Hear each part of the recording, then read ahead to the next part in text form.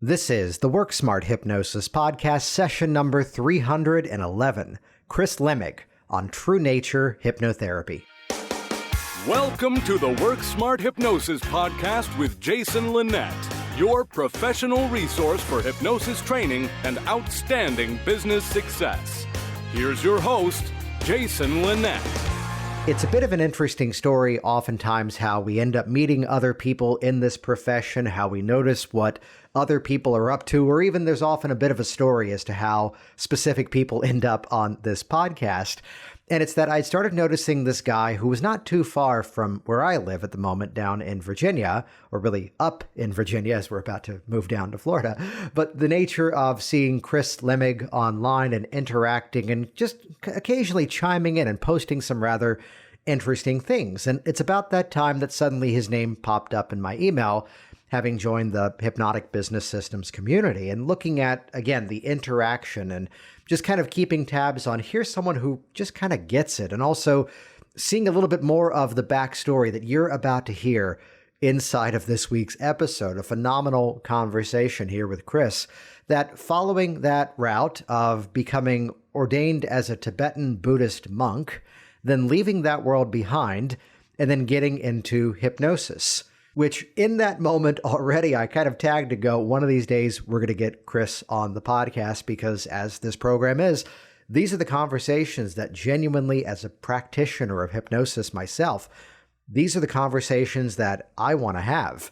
And, you know, just several thousand of you also get to listen to it as well. And hearing more of the story that you're about to hear of personal transformation, to then looking to an opportunity to completely change a philosophy, a faith, a belief system, and kind of uprooting an entire life and moving to another part of the world, spending time directly with the Dalai Lama, and then making that decision to then come back over here to the States, and how hypnosis was a small part of the story originally, and then advancing that education. And now, as we like to say, becoming a true worker in the hypnotic profession, someone who's doing a lot of the right things. So you're going to hear a dialogue in terms of how Chris approaches change. You're going to hear some of the philosophies that have remained with him of the time spent as a Tibetan Buddhist monk. You're going to hear some of these strategies too, as of course, as we often do here on the Work Smart Hypnosis podcast, talking about the actual business strategies that are bringing people in. And trust me on this, listen to that part of the conversation very carefully, because it's where there's a very specific piece of advice that a number of us have been saying for years. My premise of it is that as in the 21st century, you are a media company first that happens to provide products and services. So it's a metaphorical shining of the spotlight in some different directions, and by doing so, creates a business that, listen to Chris's responses to some of my questions when we talk about the nature of a business, even in the midst of now taking everything online. What can you do to work with a clientele that you don't have to sell to is a very important conversation. And I'll just say it bluntly, is the way that you ought to be running your business right now. And if you're not doing that yet, check out hypnoticbusinesssystems.com, or even better, we've got a brand new webinar. Head over to jasonwebinar.com. Turns out I've owned that webpage for a bunch of years. We've redirected that over to a brand new presentation called The 6 Steps to a Six-Figure Hypnosis Business. This is a free on-demand presentation you can access right away at jasonwebinar.com, which inside of it, now this is a slightly different presentation than what I typically do, because sometimes we just kind of tell you the steps of what to do to grow your business.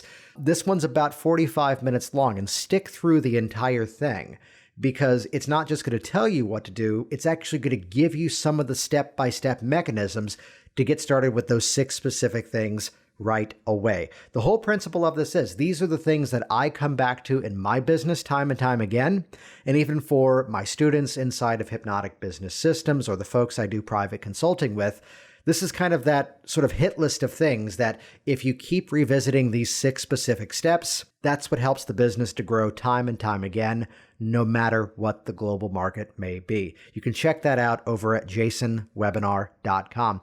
This episode is releasing in February, so let me also give a quick mention to Work Smart Hypnosis Live. Live.com.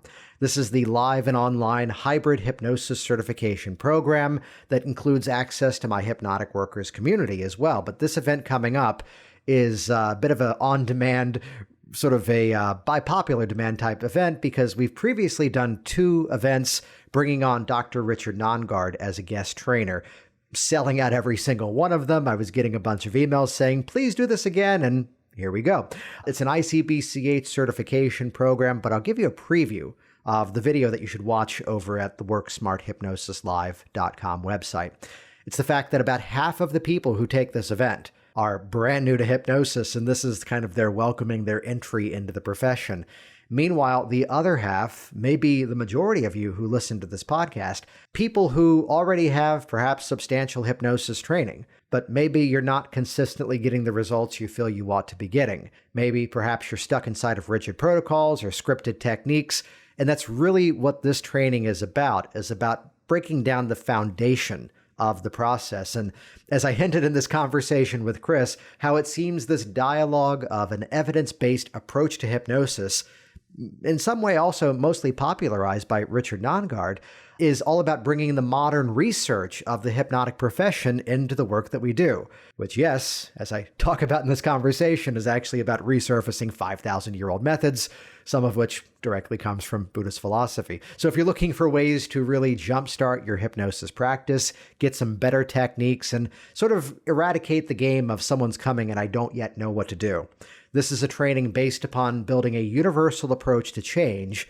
in which the quality of the change process is directly proportionate to the quality of the intake that you do, where genuinely, not because it's a popular phrase in the industry, but yes, indeed, the client writes the script for us. So this event will be unique as, once again, Richard and I are doing this one together, which means you get even more stuff. Content from me, content from Richard, and an onboarding into an incredible industry. So check that out, WorkSmartHypnosisLive.com. And genuinely, this is a conversation I've been wanting to have for quite some time. You are in for a treat. Listen the whole way through. There are incredible nuggets in this conversation. Here we go. Episode number 311, Chris Lemig on True Nature Hypnotherapy. Yeah, for me, Jason, it was a little bit serendipitous. I was living in India, actually, for quite some time. I was over there for about 3.5 years. I had actually taken ordination as a Tibetan Buddhist monk. And as I was living over there studying Tibetan language, Buddhist philosophy, and religious ritual, the Tibetan culture, and all that sort of stuff, alongside His Holiness the Dalai Lama, which was really, really super cool. Oh, wow. You know, I had an absolutely wonderful, amazing time over there. However, in about 2016, I had to come back to the States, and one thing led to another, and I just decided that it was best if I just returned back to lay life, it's called. I returned my ordination vows. I, just became a normal, everyday guy, still a Buddhist practitioner and all of that. However, I was like, so what do I do next? What's the sort of the next chapter in my life? And I had always wanted to do something that was like, sort of counseling people, helping people through, this jungle, journey called life. And I stumbled across hypnosis and hypnotherapy training. And as I looked into it a little bit more, I was just struck by like how similar a lot of the basic principles and techniques were to all of the stuff I had been studying for the past almost 15 years in terms of, spiritual technologies and approaches and different techniques. Yeah, which I'm going to go back in time here for a bit. Sure. What was that journey? What was kind of that thought process to then go into that 3.5 years over in India? Well, it was, just kind of one thing led to another. Back in about 2007, 2008, I had started to get into Tibetan Buddhism, and a little bit of full disclosure here. I was just coming out of a period of, I was just entering a path of sobriety and recovery at the time. Mm-hmm. And the moment I got super, excited and open to all these new different possibilities that life had to offer. One of them being Buddhism, Tibetan Buddhism in particularly. And I just said to myself, man, I got to get to India. So I flew over there, spent about 2 months. After the first 3 days, I was actually quite comfortable there. The first 3 days, I was thinking, have I made a terrible mistake? Is this the worst idea I ever had? Because it was really culture shock, times 1,000. Is there a specific moment that illustrates that? Is there a story around that? Just walking out of the airport in New Delhi the first time Yeah. and, just completely disregarding everything I had learned in the guidebooks about don't do that. Don't walk out of the airport until you've secured a taxi because you will get robbed. Oh, And so wow. I walked out and I got totally scammed on a taxi ride and almost got taken to the wrong hotel. And it was just crazy, just going down the highway at, after midnight, and oxen carts going by and big trucks and people camped along the side of the road and smoke everywhere and noise and smells. And I was just on overload. Yeah. And I was just like, oh my God, this is just terrible. Can I just get back on the plane? So then when did that turn around then to go, okay, this was the right choice. This is what I'm doing now. Yeah, it was when I had finally gotten up to a little town called Dharamsala, also called McLeod-Ganj, and that's where His Holiness the Dalai Lama lives. And I was able to go and see, my trip coincided perfectly with some teachings he was going to be giving. And so as soon as I arrived up there, this is about day 2 or 3, the teachings began, and I went down there and I was just like, oh my gosh, this is just amazing. So being able to see, the Dalai Lama like in person, very close up, without a whole lot of security and all these sort of other factors, and just seeing him in his, cultural home, his environment, was deeply moving. And I said to myself at that point, I was like, this is it for me. This is really it. And I really want to pursue this to, for the rest of my life. So that's kind of what set me on that path. Yeah, that's incredible then. So then walk us through that sort of decision to leave that life then. Yeah, I was, I had pretty much gone all in, put all my Mhm. chips in there and decided that I was going to, take ordination and take all the vows of a monastic, and I was studying the Tibetan language and, really into it. I had actually gone to Tibet a couple of times. I had spent a lot of time in Nepal as well, which is very culturally Tibetan. And it was all wonderful and it was great. And, to be honest, I ran out of money.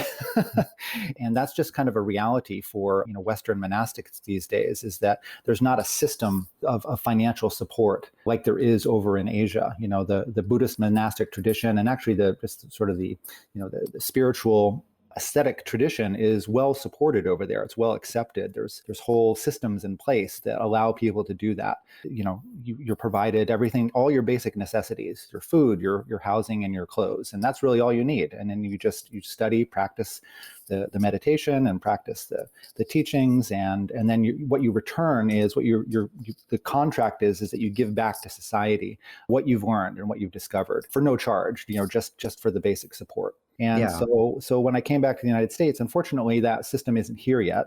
And what I realized was I was going to have to go back to work anyway. I was going to have to take on a full-time job. And it just seemed to me that it would be better to just not try to balance those two things. It would have diluted the vows that I had taken, essentially. So it would have made them be sort of moot almost. I would have had to be breaking all of these vows in order to just provide for myself. So I decided, you know what, I can still practice this. I can still do meditation. I can still study. I can still practice. No problem. I can just go back to being a normal guy. Yeah, I love that. Which let's go into the sort of the personal side of it though, which is Mhm. that, going into it after some life events and then going through the experience of that, if you had to kind of encapsulate whether it's based in faith, whether it's based in philosophy, some of the, even just the tenets of what you had studied, what would you say were those biggest takeaways from coming from that? Yeah, the biggest takeaways were just recognizing the universality of human suffering. And Mhm. that's really sort of at the core of most Eastern philosophical traditions. All Western stuff too, no, don't get me wrong, but it's definitely highlighted, and especially in Buddhism. It talks a lot about the condition of life and how when we are, kind of in the muck and mire of it, it's all characterized by this general sense of unsatisfactoriness, Mhm. because everything's impermanent. Even the good stuff that we get, even all the success and all the the great relationships and everything that's really positive in our lives, all that's impermanent. We're going to have to let go of that at some point. So there's this general sense of like, yeah, things are great. It's not all total misery, but at the same time, there's a lot of suffering because we have to let all that go. And so that really resonated for me. And another thing that resonated for me was that I recognized that not only do I suffer, but everybody else suffers too. And there was this element that really grabbed me of, you can make all of that meaningful by looking at how you can, as a human being right now in this life, be of benefit to others. How can you be of service to others? And by doing that, you transcend suffering yourself. It's sort of this weird sort of, going against the stream kind of a view, well, I'm hurting, I'm having a hard time. Well, if I go and help somebody else and just kind of forget about me and help somebody else, that's actually going to make me feel better. So that's sort of some of the essential core bits, that altruistic attitude. It's called bodhicitta, or the mind of awakening. And you could sort of practice that on a daily basis. And I was just like blown away. It brought me to tears sometimes. Yeah. I love that. And you brought up something a few moments ago that is really right there, the definition as to why I love teaching, which is that moment where someone goes, oh, I'm already kind of doing this. Now I get to do it on purpose. Right. So those correlations as to what you were previously studying, and then getting into hypnosis and seeing a lot of, correlations from one to the other.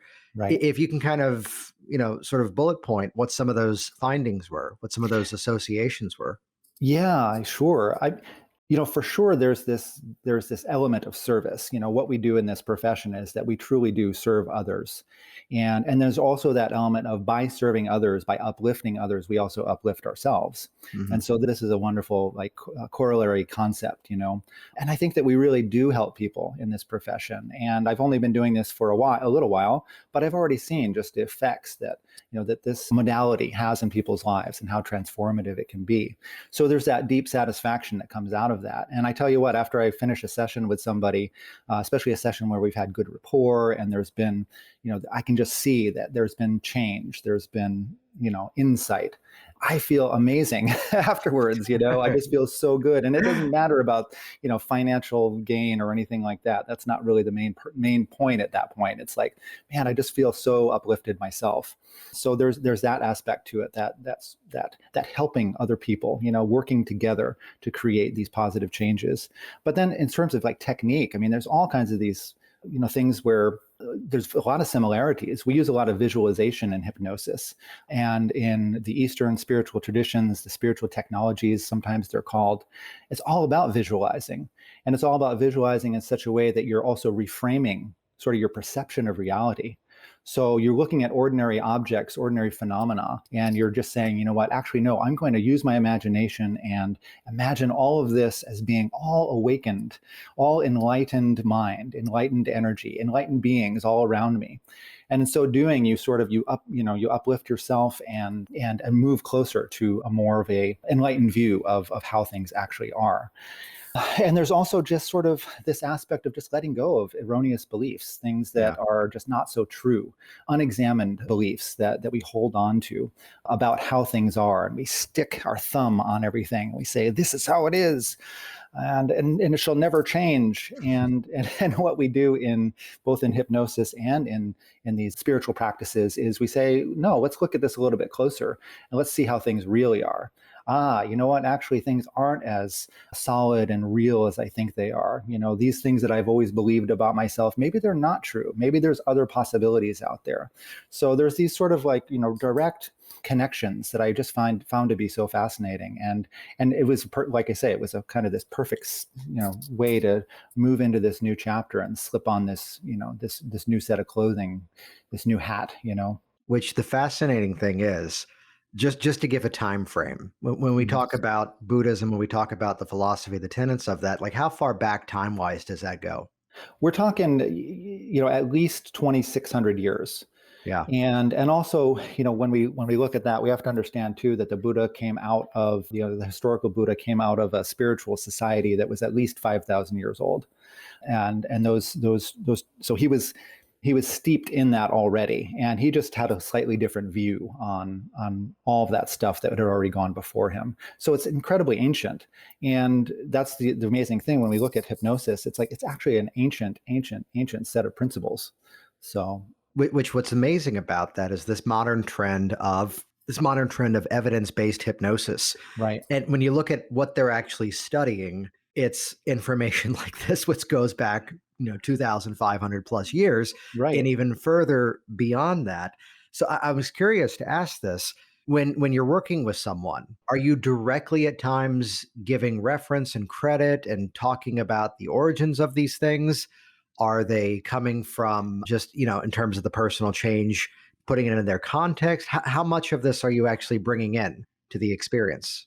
Only that much which is appropriate, and Yeah, only that much which the client is open to. nice. And I work with people from the beginning, and I kind of test the waters there, and I'll ask questions, on a scale of 1 to 10, how spiritual do you consider yourself to be? Mhm. So I have a kind of a joke that I don't have it on my website. I'm going to try to put it in there someday, but I offer 3 tiers of service. I offer no woo woo, semi woo woo, and full on woo woo. So it just sort of, it depends on the person, Although if to there's be fair, let's go here. There are some levels that are even beyond woo woo. right, But exactly. I'd Go, say yeah. that, you look at some of these philosophies that are inside of it, Mhm. and one of the themes that I've always really, really, had a lot of benefit from and helped me to break through some things of my own was the one that, yes, it's got a click worthy title, the book that was called The Subtle Art of Not Giving a Fuck, which, Right. for what it's worth, hit a record by getting #1 on New York Times bestseller without like mainstream media, because you can't Okay. go on the NBC Today show or NPR Right. with a book Right. with that name. So he did that Right. all by which even the author of it, Mark Manson, talked about. This is repurposed Buddhist philosophy. The main sort of gist of that book was that when people become successful, they think their problems are going to go away. And the paraphrase is that no, your problems become more interesting. Oh, okay. Yeah, I like that. I like that. And So, they also become manageable. They also yeah, become extremely manageable. And it's sort of like it becomes, instead of the oh no, it becomes oh boy. I get wow, instead of like this is such a drag, it's like no, I get to learn something from this, or I get to work through this, and yeah, and just learn something new. well, I think it's where these themes, in terms of, the idea that not necessarily are we getting rid of that feeling or changing that belief system when we, even when we look at the models of, if it were something like hypnotic age regression, Right. the formula that needs to be, amplified inside of that model is that experience plus emotion equals perception. And it's the Right. perception that's being worked on. It's not the event. The spotlight needs to be metaphorically shined Right. somewhere else. So I was curious to ask, is there a specific story of working with a client that kind of illustrates the background that you have, really informing the specific suggestions, techniques, and the approach with them? Yeah, sometimes it's just kind of serendipitous, and sometimes it just things kind of flow. There was one client I was working with that we were doing some regression work, and this person did not have any sort of preconceptions about, past life experiences or anything like that, and kind of went there and started to have this experience of something that wasn't a memory from this life, and just in a different setting, a different context, and we just kind of went with that. And afterwards, they were like, well, that was kind of interesting. I'm not really into, reincarnation. And I was like, well, you don't have to be.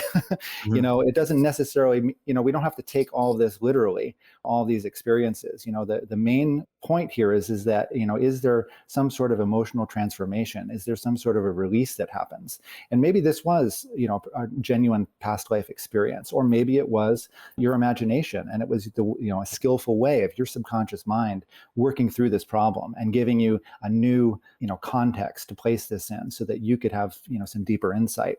And they're like, oh yeah, great, that works. So yeah, so that's some pretty cool stuff. Yeah. Then, so coming out of that experience, how was there a specific connection where hypnosis came into the story, or was it just something that you had known of before and then explored? How would you kind of map through that experience? Right, right. A little bit of both. I had actually had my own, experience. I had experienced hypnosis before.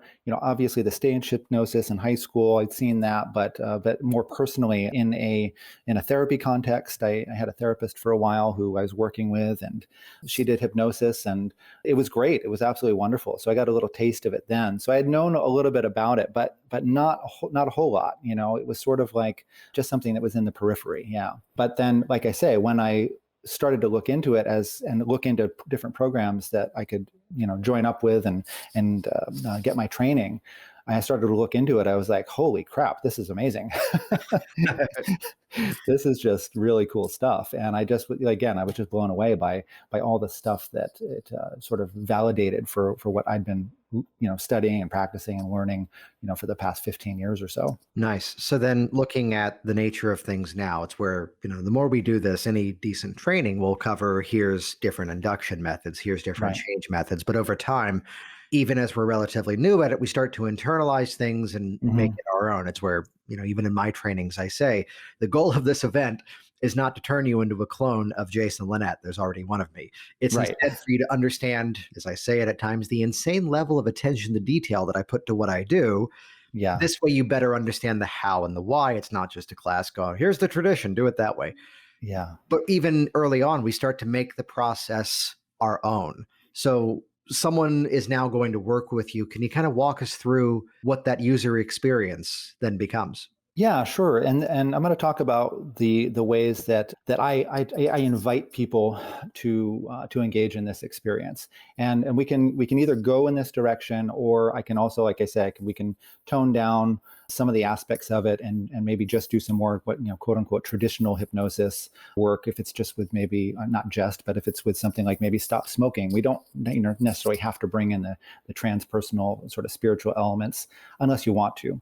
So, my ideal process is to, first of all, introduce people to this state of hypnosis and just learn how to just go there and to just kind of let go and begin to shut down that sort of that thinking brain, that neocortex functioning, and get in touch with the more emotional limbic system stuff going on there. So we do that. But then immediately I try to take people into the direction of discovering and making connections with their own inner wisdom, their that part of themselves that has been with them since the beginning, since their birth, and has seen every single experience, has witnessed every single victory and tragedy and loss and gain and happiness and joy. And I put them in touch with that. And then from there, we start doing some of the therapeutic work. So by grounding them in this experience of there is a part of themselves that's truly amazing and full of wisdom and full of love and healing potential. I put them in touch with that, and then we begin to do some therapeutic work. Let me pause you there because I Sure. love what you just said in terms of building that foundation as to who they Mhm. are, Mhm. as we would say in other models, the assets, the resources that are Right. already there inside of them.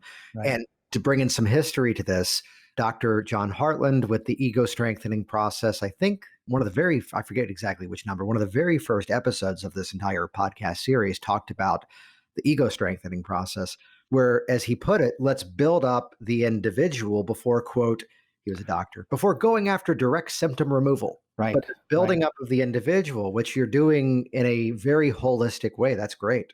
Yeah, yeah, absolutely. And again, there's a connection right there too with the spiritual technologies of Asia, because what those are aimed at doing is basically dissolving the ego, dissolving this sense that, I'm permanent, I exist exactly how I am, and I always have been and always will, breaking that down and recognizing that you're actually much vaster than that, connected to just everything around you. But before you do that, you actually ironically have to have a strong ego. You have to have this sense of confidence and this sense of like, I can do this, and this sense of self-respect, so that you take care of yourself along the journey, because sometimes it's a challenging journey. So the same principle sort of applies to this process that I walk people through. I want them to have an experience, and we do it from the very beginning, where my induction has people getting in touch with the fact that, man, just the fact that you're breathing, isn't that such an amazing miracle? Think Yeah. about that for a little bit. Think about that oxygen going into your body. Every cell of your body knows exactly what to do with those oxygen molecules without you ever having to think about it. Isn't that a miracle? Isn't that amazing? That's you. That's who you really are. And then we go from there. So yeah, so it's I love that. I love that that ego strengthening is very important. Very important. Which, the way you just described that, we can think of it as a technique, we can think of it as a theme, and we can kind of satisfy both sides of that by, again, better customizing to the person. So then when you're actually then getting to the process of, let's call it, affecting the change, what Mhm. are some of those go-to methods? What are some of those go-to approaches for you?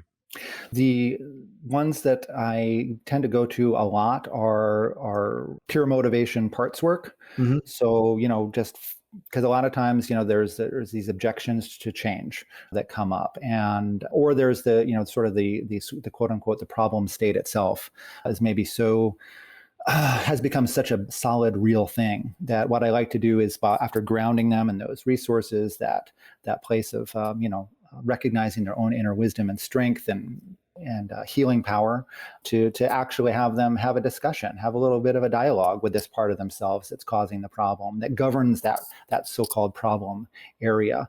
And through that process of inquiry and conversation and dialogue with that part, inevitably people will get to the realization that's like, oh, this part of myself really just wants me to be happy. Mhm. This part of myself just really wants me to be whole and okay and in harmony and loved and safe, and all these wonderful positive things. And so then we work through, then at that point, integrating that through metaphorical and sort of imaginary images and things like that. Basically an agreement that, hey, all the ways you were doing this before really weren't getting what you really want, which is that wholeness, that harmony, that peace, whatever it might be, whatever the positive motivation is. So would you consider doing something different? And inevitably the answer is, eventually at some point, the answer is yes, I will. And then we go from there to then create that change. And oftentimes you don't have to do that consciously. That change just sort of happens. Mhm. Which again, by building that better foundation and connecting back to the identity, who they are. And I love that you said connecting with that motivation first. Right, right. Yeah. So would you Yeah. paraphrase that as being more of an outcome based as opposed to problem centered? Oh, absolutely. Absolutely. Yeah. It's all about, you know, creating solutions. So finding the solutions that we already kind of know what they are, but for whatever reason, there's something blocking it. And it's usually just, bad information. Yeah. So kind of walking through that, let's talk about whether it's resources, whether it's self hypnosis. How do you tend to think about arming the client for their own long term resilience? Yeah, I really stress self-hypnosis, and by creating that connection with those inner resources, whether we call it an inner guide or the higher self, or whatever language that the client decides is best for them, is going to resonate for them. I stress that, use this inner resource, use it on a daily basis, even, and especially, for the immediate future after our sessions, and just get used to relying on that. So whenever things come up where it's like, oh, I'm feeling a little wobbly again, or I don't know quite what to do here. Oh, wait a minute, I have this technique. I can instantly take myself into the trance state. I can meet up with my inner guide, and they've maybe got an image in mind of that person or object or thing or whatever it is, and that representation of that part of themselves, and they can ask advice and find solutions to new problems that may be coming up. And the more people do that, the better they get at it, and the more, I think, joyful life becomes at that point. Yeah. Awesome. So then looking at these skills, looking at these abilities, we find ourselves in a different world than where we were before about a year ago. Mhm. What's working for you nowadays in terms of bringing those clients in?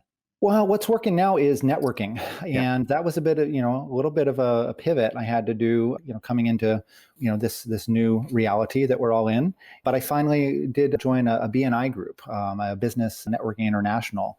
And that has been absolutely fantastic. So really just kind of working with my own sort of, I guess, inner blocks or whatever you might want to say about doing networking and getting myself out there. Those are breaking down now, like really just they're falling apart as I join this group and talk to people and become a part of my community more. So you're really reaching out, talking to others in the community, networking, sharing referrals, all that kind of stuff is really helpful.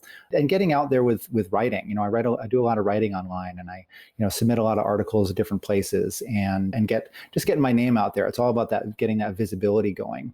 Yeah, which let's And talk about that because yeah. there was a piece recently that was an interview, something that was published. Was it medium.com? Yeah, it was through Authority Magazine, which is a subdivision of Huffington Post. Yeah, so that was wonderful. They reached out to me through the people who I write for a lot, they're called Choosing Therapy, which is an online mental health resource. And so I do a lot of articles for them, and they reached out to me through them and wanted to do an in-depth interview with me about kind of where I came from and how I got into hypnosis and a lot of the things that we talked about here today.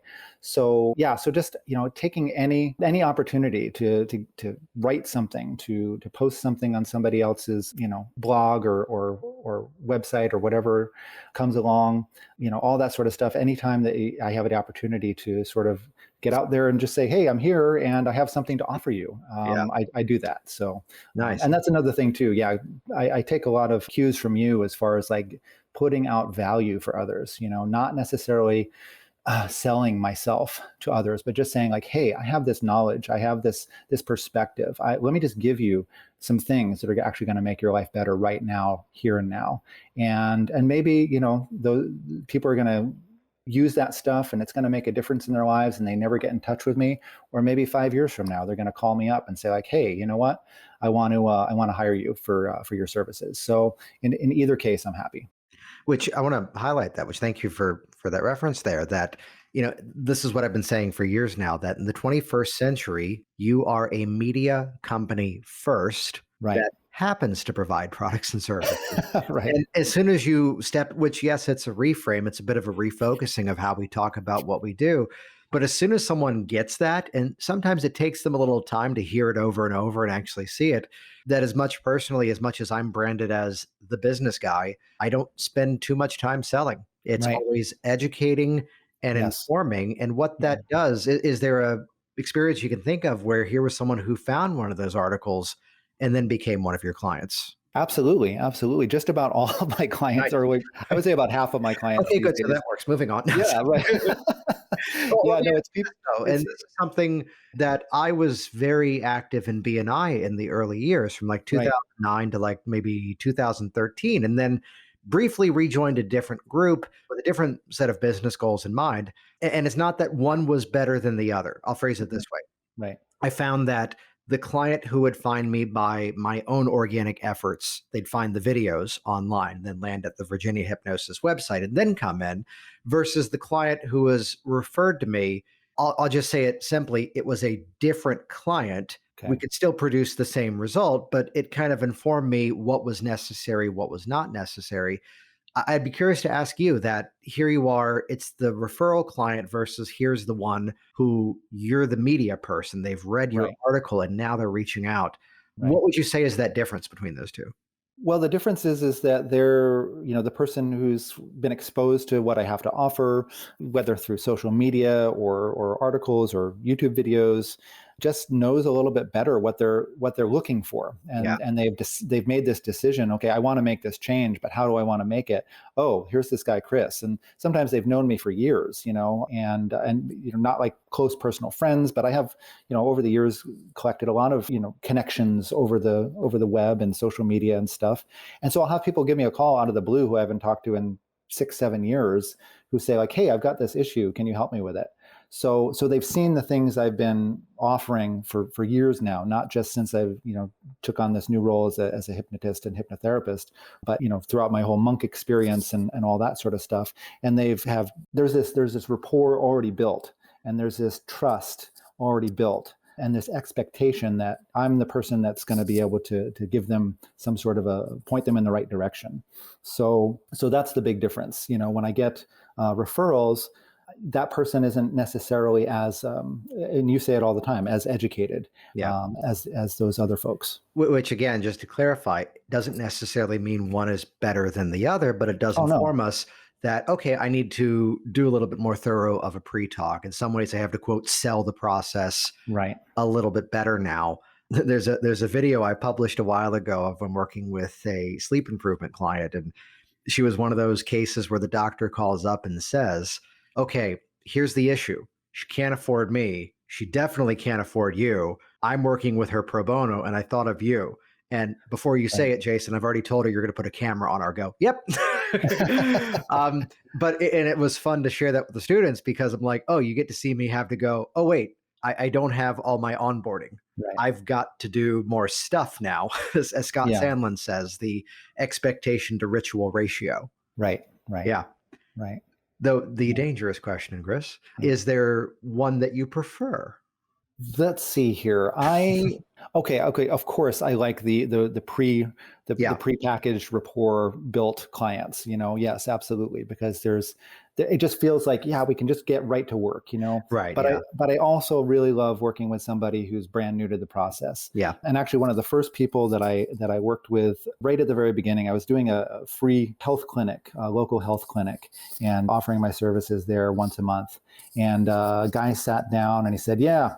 So can you hypnotize me?" And I was like, "Well, I don't know. Can I?" And he said, "Yeah, my wife said I should come over here and check it out." And so he was out. He was totally not really, from the get-go, I could tell there was some resistance, a little challenging there. And I was like, well, you know what? I did a little pre-talk with him, and I told him it was really all up to him, and that, why don't we just give it a try and open your mind, and possibly this might work for you. And he went right down. Nice. And so he went right as I've into said, it. the same part of the mind that can make someone so cautious and so apprehensive is the same part of the mind that can make them a raving fan. Absolutely, Yeah. absolutely. And he came out of that experience just being, I could tell there was something there that said, well, that was interesting. And you know what? That's all I hope I can hope for, is that it just changes people's minds just a little bit and for the better. So yeah, I love those kind of clients too. So bring them on, so that way, it challenges me too to just get better at my craft, get better at my profession. So. Well, it also helps to inform what information is necessary, the way that over time I've changed my pre-talk to go, let's talk about what is going to happen rather than what isn't going to happen, because and it depends on where the client is coming from. It's where the unfortunate part is like, well, what's the definition of hypnosis? And I think it was Ron Esslinger I heard one time say, well, it depends on who's in front of you. We're really still saying the same information, but it's a question of, well, how much more information do they need? Right. Yeah. Which this would be great. I know I've got the Medium article. If you could share a few more of those that we'll link to in the show notes over at worksmarthypnosis.com so people can check those out. How can people get in direct contact with you? Yeah, the best way is through my website, which is www.truenaturehypnotherapy.com. And that's got all my information on there about my private practice, about group sessions that I offer for, quitting smoking and just kind of general, positive energy, confidence boosting. And then I also do workshops and all that sort of stuff. So all that information is there. My blog post is there. More information about, where I come from and what I've been doing. Great. Then any final thoughts? We'll link to all that in the show notes, of course, at worksmarthypnosis.com. Absolutely. Though, any final thoughts for the listeners out there? Yeah, absolutely. I think the sort of the main reason that I'm in all of this here is because, I've done my own work on myself. And what I found is that it's so important for us to realize just how special we are and how absolutely beautiful we are, kind of just as we are. And so many people walk through life with all of this internal garbage and all of this negative self-talk and this constant loop of put downs and I'm not good enough and I'm not worthy and I'm not lovable. And it's just it's heartbreaking, and I know because I've gone through a period of my life like that.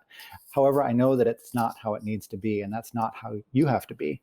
There is hope, and you can change that, and you can recognize that your true nature is totally amazing, beautiful, worthy of love and deserving of happiness. So that's really my message, and I'm sticking to that.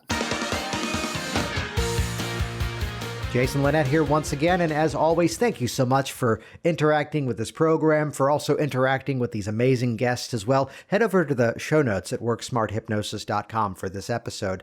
Throw up into your URL searcher, worksmarthypnosis.com/311. That'll redirect you over to the show notes of this one so you can check out some of the articles that Chris has written, which is driving a lot of his business. We'll also link over to jasonwebinar.com. That's kind of a shortcut to check out that 6 steps to a 6-figure hypnosis business on-demand workshop. That's yours free. Check that out right away. And again, if you want to level up the results that you're getting with your clients, if you want to jump into this profession, join me and Richard Nongard for the next ICBCH certification. That's over at worksmarthypnosislive.com. See you soon. Join us all at HypnoThoughts if you can make the trip, and stay safe out there. Thanks for listening. Thanks for listening to the Work Smart Hypnosis podcast at worksmarthypnosis.com. Hey, Hey there, it's Jason, and I want you to be one of the first to find out as we upload amazing new content. So do this right now. Click the subscribe button right here on this video. That's going to link you to our YouTube channel here, and you will be the first to find out as new resources and downloads are made available. Do it now.